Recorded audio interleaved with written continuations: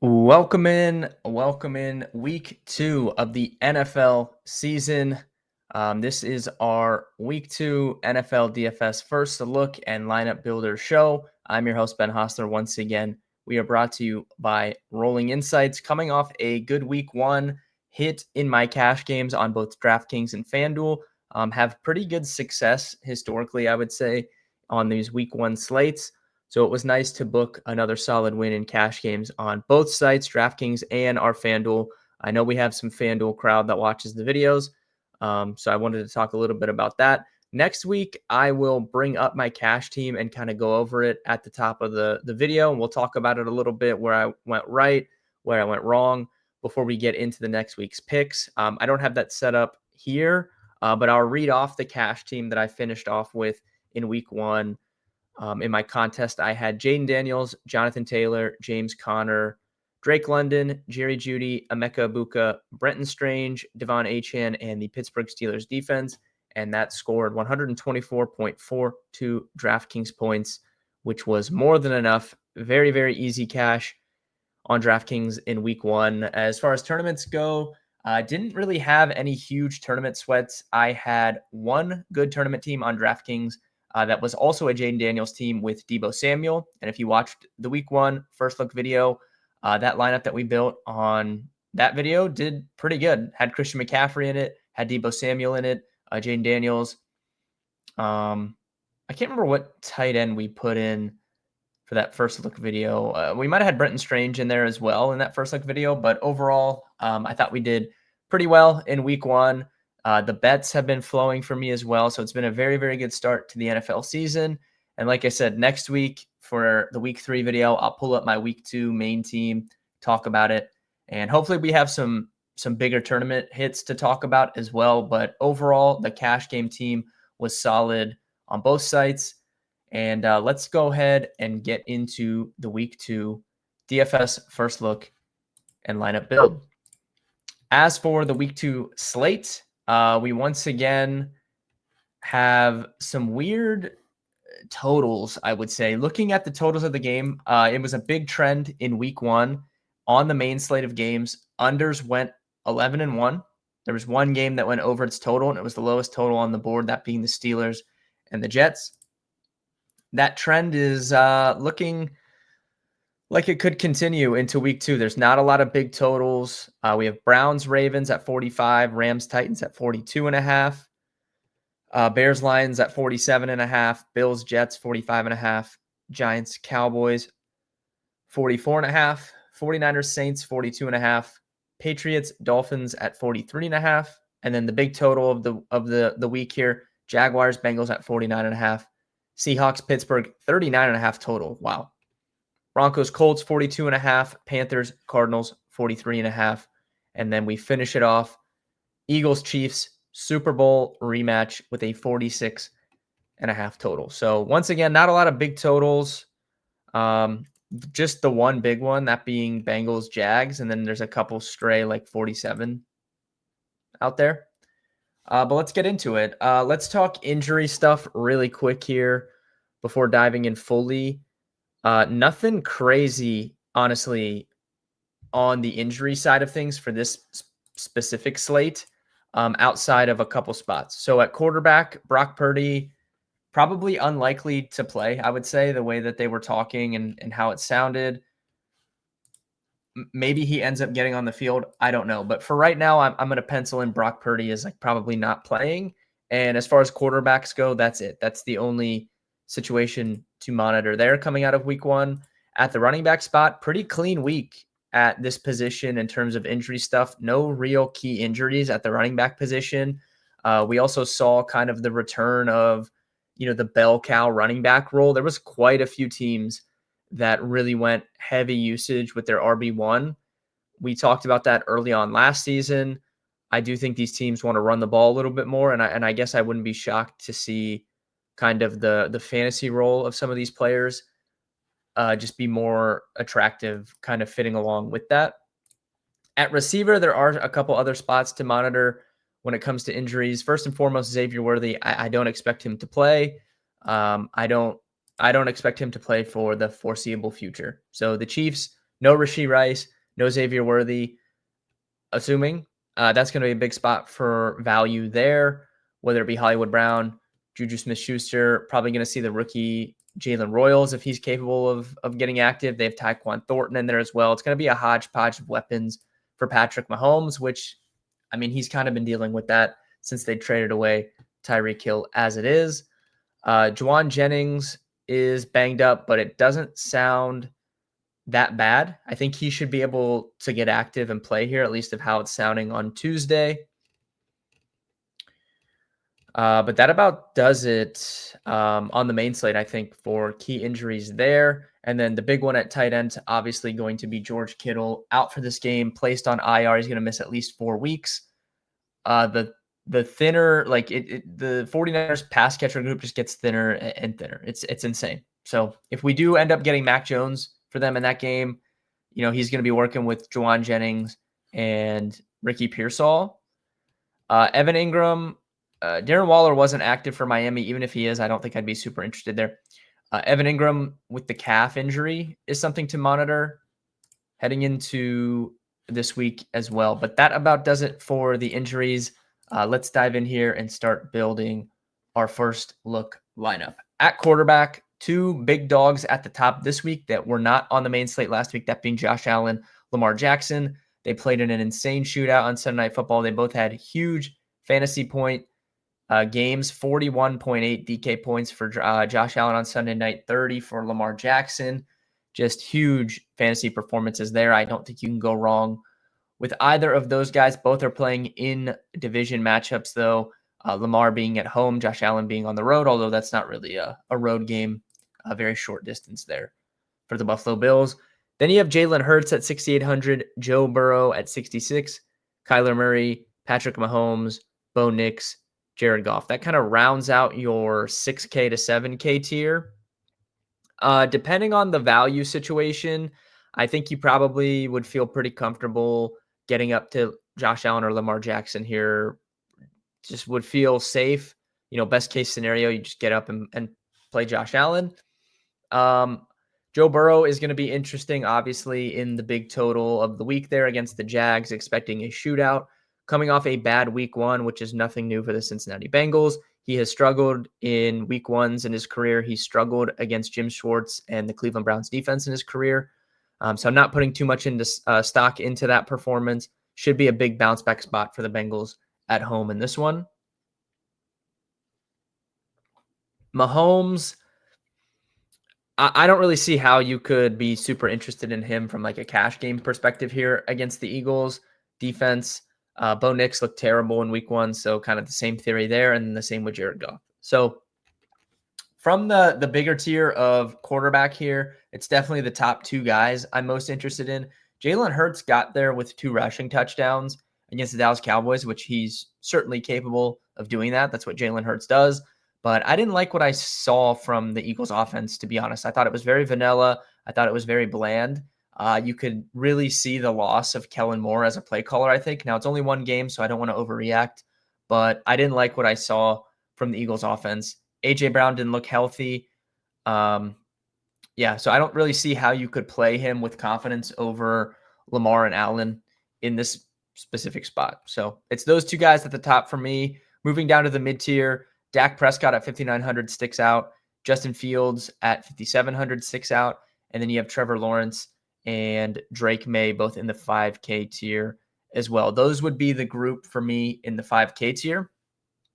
Starting with Dak, only 7.8 DraftKings points in week 1 against the Eagles, but that does not tell the full story.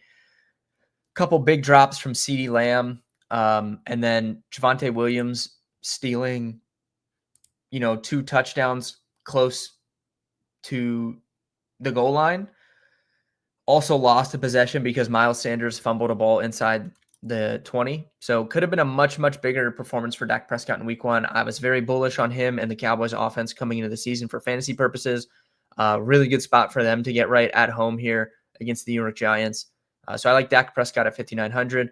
Justin Fields had a big resurgence with his first game with the New York Jets. Big DraftKings points, 29.5 DK points for Justin Fields in game 1 against the Steelers, a good defense. Now he's playing Buffalo, who is a good defense too. But, Justin Fields, anytime he's ever played as a starting quarterback, he's been valuable when it comes to fantasy football. A good amount of designed runs for him in week one, which I thought was encouraging. The passing stuff from him was really good in week one. I don't know if that's going to be sticky week to week. There's probably going to be some inconsistency there with his performance passing the football, but his legs and his ability to run the ball is going to keep him buoyed in terms of fantasy production, and I like him at this $5,700 price tag. Trevor Lawrence ended up being pretty much the highest owned quarterback in cash games on DraftKings in week one because of his price tag, and I don't really know what to call it. I guess just the expectation that he and the Jaguars offense would take a big step forward under Liam Cohen. It was the first game under Liam Cohen, so I don't want to put too much stock into it, but Trevor Lawrence missed, some easy throws that I thought he should have made and just didn't end up having a very good fantasy game, right? 11 DraftKings points. And that kind of is why Trevor Lawrence never becomes a high owned option. I thought it was very, very interesting, that he ended up being the highest owned player. I got up to Jaden Daniels. There was so much value on the slate. I thought it was very easy to just play Jaden Daniels if you wanted to. And then if you were going to spend down at quarterback, I thought Daniel Jones would have made more sense as a spend down just because, again, he can run the football a little bit. Now, Trevor Lawrence can too, and I do think Liam Cohen is going to bring that out of him, but it's not something we've seen before. So to just go ahead and play him in cash in week one, I thought was a little bit of a stretch. I could see him being popular again, but people will be scared off after that week one game from the cash game perspective. And then down at the bottom, Drake May. Miami looked terrible in week one. Drake May can run the football a little bit, 5,200. Still had 16.8, like pretty bad game for Drake May. Honestly, in week one, still got there with 16.8 DK points. You would take that at 5,200. I think there's obvious upside for more in this matchup against the Dolphins. So for right now, I'm going to plug Justin Fields in the first look lineup, but I might come back and upgrade this to one of these top quarterbacks. I want to see what the rest of our roster looks like. So for right now, I'll put Justin Fields in. He would be my cash game pick if I was picking someone in the mid tier, but we might upgrade to one of Allen or Lamar. I want to see what the rest of our team looks like. Moving over to running back, Derrick Henry at the top, Saquon Barkley right there as well. Both of those guys are over 8K. So we didn't have a running back. Bijan might have been close, actually. He might have been 8K last week, but it was just one. Now we have two in that 8K tier. Both of those guys are great plays. You're not going to get any, issues from me if you want to use them. Although I think Christian McCaffrey would be, again, the clear cash game play here. I'm going to plug him in. Still think he's undervalued or underpriced, rather, for the role that we saw from him in week one. I know the injury stuff popped up. I was hesitant to play him. Didn't end up playing him in cash games because of that. But he looked completely fine to me. 22 rush attempts, 9 receptions. Huge workload for him. Now you take George Kittle out of the picture. It's going to be a big workload again. Pretty soft spot against New Orleans. And I think McCaffrey, given his role, should definitely be the most expensive running back on the slate. So getting him at 7,500 feels pretty good. I'm going to plug him into the first look lineup. Jahmyr Gibbs, Devon Achane, Chase Brown, Jonathan Taylor, James Conner, James Cook, Kyron Williams, Breece Hall, Alvin Kamara. All those guys are above 6K.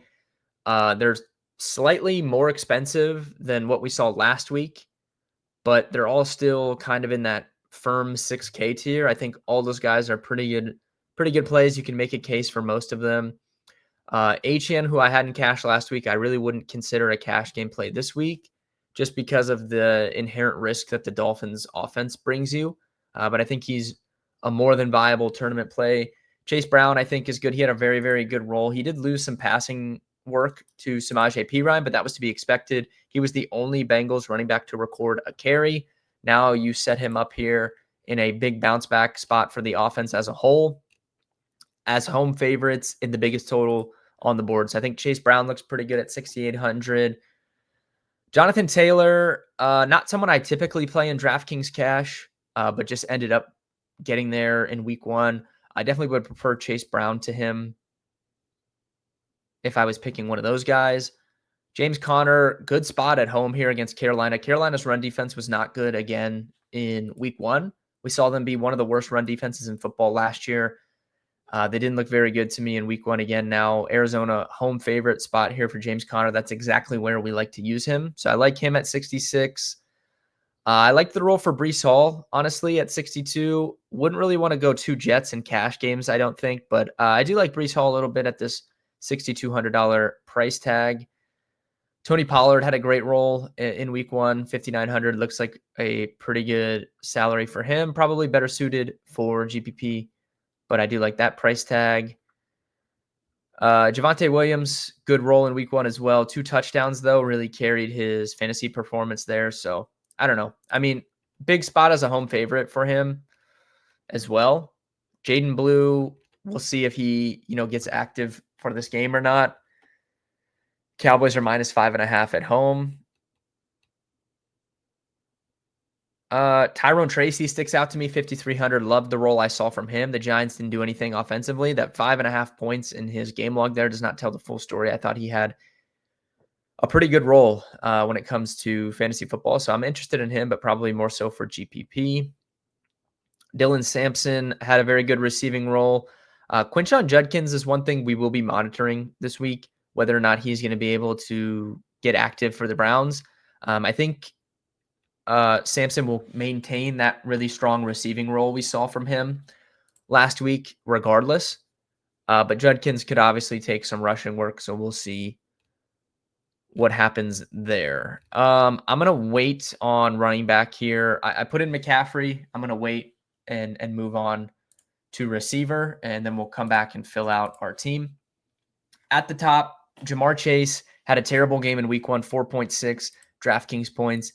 The Bengals gained just 7 yards of offense in the second half against the Browns. Hard for you to score any fantasy points when your team doesn't even advance 1 first down's worth of yards in an entire half of football. But I really want to make a point to get him in this week. I think that it's just such a smash bounce back spot. My boy AP had a great tweet today. I don't know if you guys saw that, but he pointed up the zigzag effect that Jamar Chase has had in his career.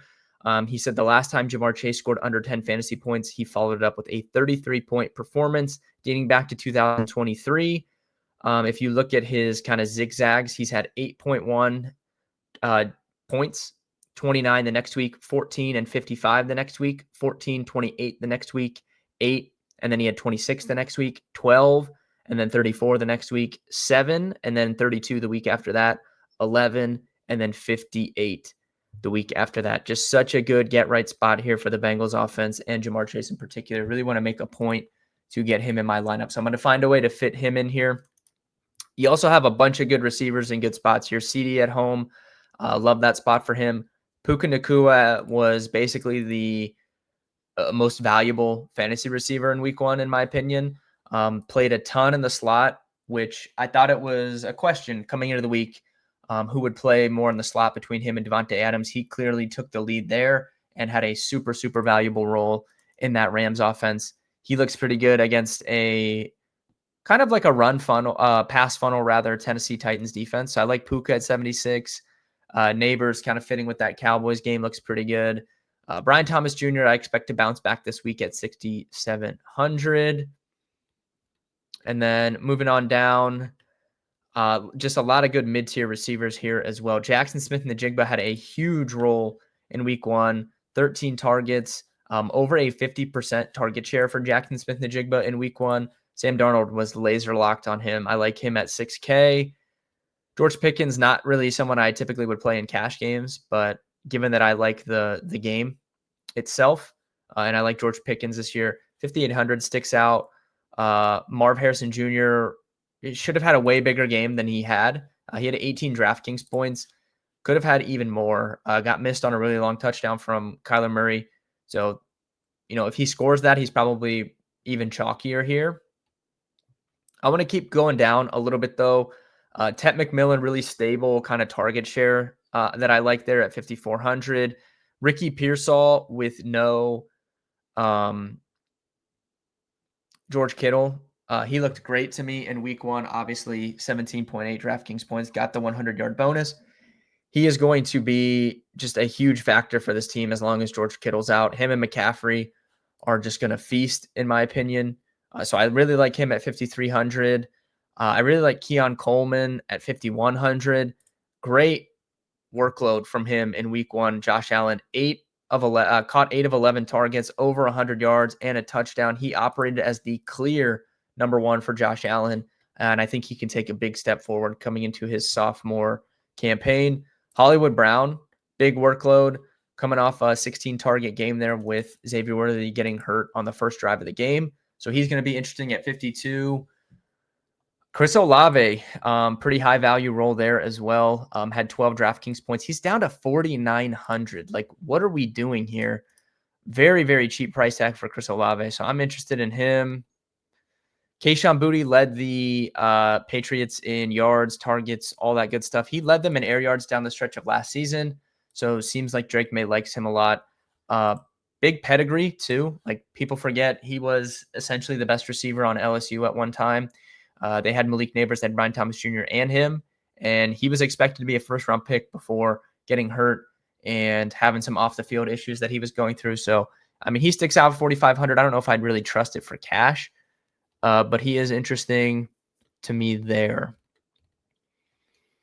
Really like the mid-tier at receiver here. So I'm going to switch over to tight end because I know there's somebody that I'm going to plug in here, and we'll kind of talk about that, and then we'll see if we can fill out the rest of this first look roster. So at tight end, Trey McBride at the top. You have George Kittle, who's out, Travis Kelce. So 2 guys above 5K this week. That's it. You can play Trey McBride. You can play Travis Kelce in tournaments all you want. I don't see getting to them in cash games, however. Tyler Warren had a very, very strong role in week one. He scored 14.9 DraftKings points. He had 9 targets. He had a lot of designed screen work that went his way, which you like to see. I just don't like to spend in this mid 4K tier at tight end for cash game purposes, but I do like Tyler Warren. I love the role, and I definitely think you can consider him. Where I want to go is all the way down to the bottom here, that being my guy who I talked about on the video last week. I talked about on the stream on Sunday. I have not been more right about something in my career at doing this as I was about Harold Fannin Jr. The Browns absolutely love him. He had an insane role, basically the most valuable role of almost any tight end. In week one, he had multiple design plays called to him. He took a rush attempt from a Wildcat. They put him at quarterback Wildcat, gave the ball directly to him, and he ran it. 9 targets. He basically iced David Njoku, which is insane for a rookie to just step in and do that. 13.6 DraftKings points. Browns led the league in pass attempts last week. They are massive underdogs this week again against the Ravens, 11.5-point underdogs. So we should see the Browns, operating a very, very pass-centric game script again. Harold Fannin Jr. at 3,100 is a lock and load cash game play for me in week 2. And then we'll move to defense. We'll just find a cheapie here. Colts at home. We'll just plug them in and then see what we have here. So we have 57.50 left per position. And we have a running back, 2 receivers, and a flex to fill. So I'm going to go right over to running back to receiver here, and I'm going to plug in a couple of these mid-tier guys I said I like. That being Hollywood Brown. We'll put Keon. I like Keon Coleman and Chris Olave both, and Ricky Pearsall. I like all those guys. Olave is the cheapest, so I'll plug him in. And that gives us 64.50 per position for a running back and a flex. So we can pretty easily get one of these other running backs that we like here. Probably you could get 2 of them if you wanted. I didn't mention Alvin Kamara when I went through running back. He had a very good, strong role. Again, 13.7 DraftKings points doesn't look great. He did score a touchdown, but he operated pretty clearly in terms of opportunity ahead of Kendre Miller, even though it doesn't look that way in just the game logs. But he's definitely interesting to me as well at 6,100. I'm going to plug in Chase Brown, and then that gives us $6,100 for a flex. We could go Alvin Kamara. We could go Jackson Smith in the Jigba with that super high value role. We could drop down even farther and take one of those cheaper receivers that I talked about, and then upgrade our quarterback spot. Let's just take a look here. So if we did that, if we plugged in Kia, I don't think we would have enough. Like even if we plugged in Pearsall, that only gives us 800. So we could only get up to 6,500 at quarterback, which still doesn't get us anything that exciting. If we swapped Chase Brown out for James Conner, and then we put Coleman in at receiver,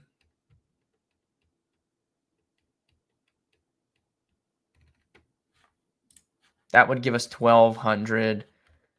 Still just shy. I mean, we could move defense down if we wanted to get Lamar or Josh Allen in.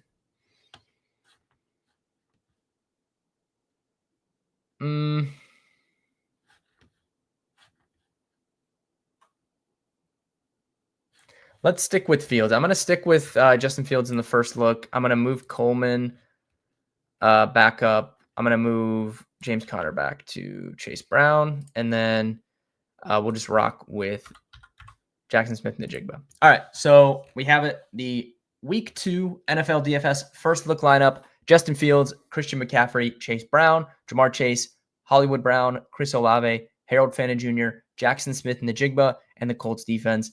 Thank you guys for tuning in.